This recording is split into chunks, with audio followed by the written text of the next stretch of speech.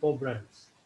Great. So let us move to our next topic. It's about how these online portals, their basically business model, and how they use upselling and cross-selling, basically. So basically, any online portal you go has people generally giving a service, and the other people are consuming the same. So generally, both have accounts in that online portal. So basically, the business model for these online portals is generally they are reaching out to whether it's buyers or sellers, whatever, on that online portal, and you are cross-selling and upselling various packages to them. So to know a little bit more about this, how this works out, we'll ask a panelist. So let me start with Abhinaya. Could you like tell a little bit about upselling and cross-selling with respect to online portals? Sure, Nikhil. So before we jump onto the online platform, how I'd like to start with the offline. So when you go to a restaurant, when you see the menu card, you see a fried rice at the rate of 90 rupees, and if at all you want to go through the menu card again and again, and you will find somewhere biryani is just 10 rupees extra, which is like 100 rupees. So that's where it started. Obviously people who are craving or who are definitely hungry, they would be choosing biryani over fried rice because of the just 10% of extra.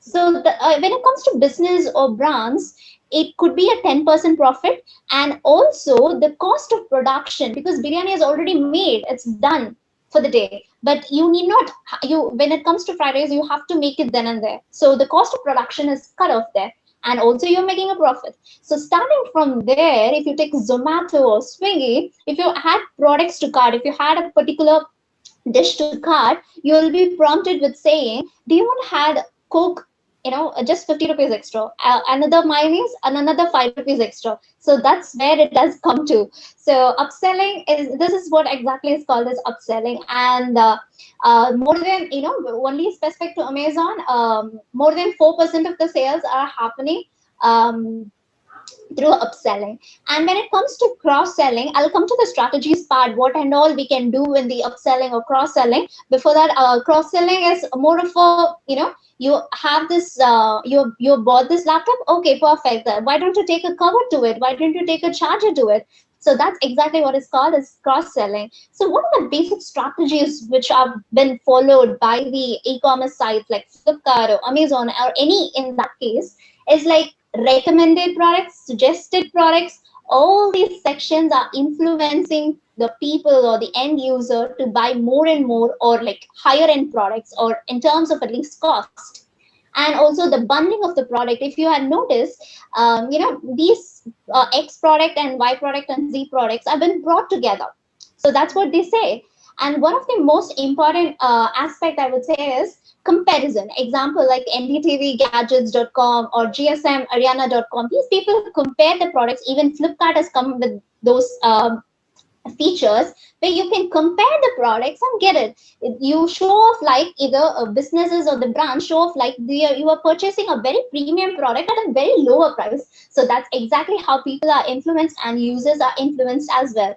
One last point which I would like to insist on is shop the look. If at all you have noticed or came across lens card site, I don't know if they are doing it now, but in recent time, I mean, lately they have been following something called Shop the Look, where you can take the picture of yourself online and you can choose the frames, and the frames will be reflecting on it virtually. You don't need to go to the shop, and that's it. You're done with the virtual laptop and virtual screen. You're done purchasing. Starting from how you look in the frame and what color frame you want, what type of lenses you want. You're done. You're bang on there. So that's how it has been evolved, upselling and cross selling. And it's definitely going to be in terms of cross selling, if you take more than 35% of the sales are happening just because of the cross selling. So it's definitely one of the important factors for any upcoming e-commerce websites or brands to consider it, to have it in their site, to influence people visually.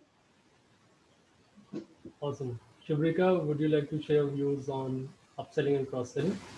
Sure. So quite a different aspect of upselling is what I've learned from Abhinaya today. So I'll share the another meaning of upselling, we can call it. So let's talk about let's take the example of edutechs. Now edutechs are on a huge rise ever since the COVID pandemic happened, and before that all we knew for an edutech was Byju's. So Vedantu and Whitehead Junior and etc. etc. So many have emerged since the COVID-19 pandemic. Now, being working with an edutech. So what we take as upselling over there is that, for instance, let's say there's one batch that I've attended as a student and I'm already certified for the beginner level certification for example, the Google Analytics program, we can call it, or maybe the let's stick to the niche. So if I am already certified for one of the marketing courses with an edutech, for instance, and the next step for me in my career is supposed to be the advanced level training itself.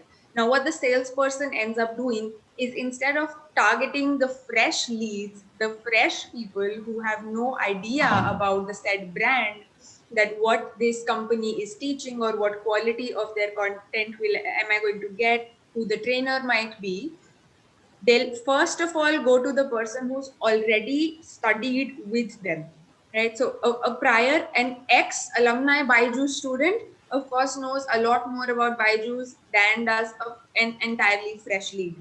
So targeting those people for the advanced level courses is a lot easier, and to upsell them basically just means that you are going to target the people who've already been your customers, and you just give them an advanced level or a better product for the second step of the purchase. Now that works very effectively, reason being that almost 100% of your alumni students are going to buy that product, buy that service basically, and become a part of the next batch, because now there's a relationship involved. Again, the trust factor is already there, the credibility has been built already. Now selling to those people is super easy. So that is of course one thing, and then bringing the word of mouth through them, of course, again works very well. If I talk about cross selling in the similar kind of a niche for a service, and then we'll take one example for the product sector as well. So same thing happens is that we see a lot of these brands, these edutech brands, combining courses. Now we'll say that if you want to become a marketing expert, if you are going for a Google Analytics certification, alongside it, let's do an Adobe Analytics certification as well.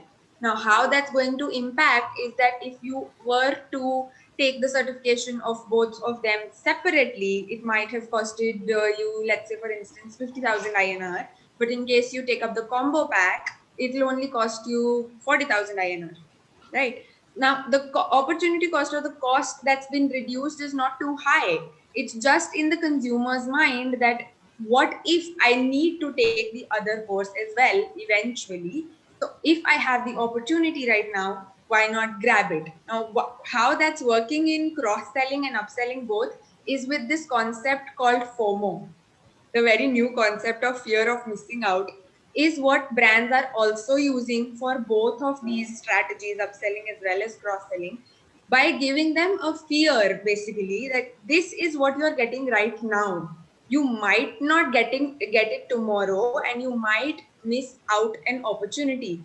So rather than paying the opportunity cost, the consumer would prefer buying in the first place. Same thing happening with the product sector as well. Again, I'll be taking the example of function of beauty.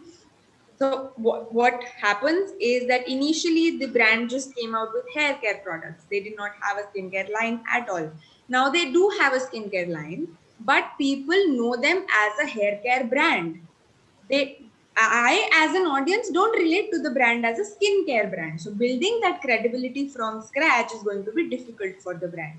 What the brand is rather doing is still marketing their hair care line and giving out again that FOMO concept that Abhi, if you order it right now, you're going to get a free pack of skincare products with your hair care product line as well. So they are mixing up the cross selling part and side by side also building their credibility for the separate line of products that they've come up with. So upselling and cross selling hand in hand is a huge profit source for brands. That's right. And I would like to talk something with respect to technology for the same. So with the artificial intelligence, they like you have today marketing analysts and all who are working within the big e-commerce companies, online portals, and they make models basically. So if A product is bought, then B and C is also an accessory attached to it, and if a product has been say used for they say service is used for 2 months, then there is a reminder that comes to attach that, I mean, you can go in for this, you can renew your service or something. So there are different models that are there, which are used on a day-to-day basis by the people who work in marketing today in these companies. They have to be very familiar with technology and use different kind of big data tools, so that they can identify the kind of trends that are happening within their how the product is being used, and how optimized, like in terms of giving all these offers and benefits to the very specific audience.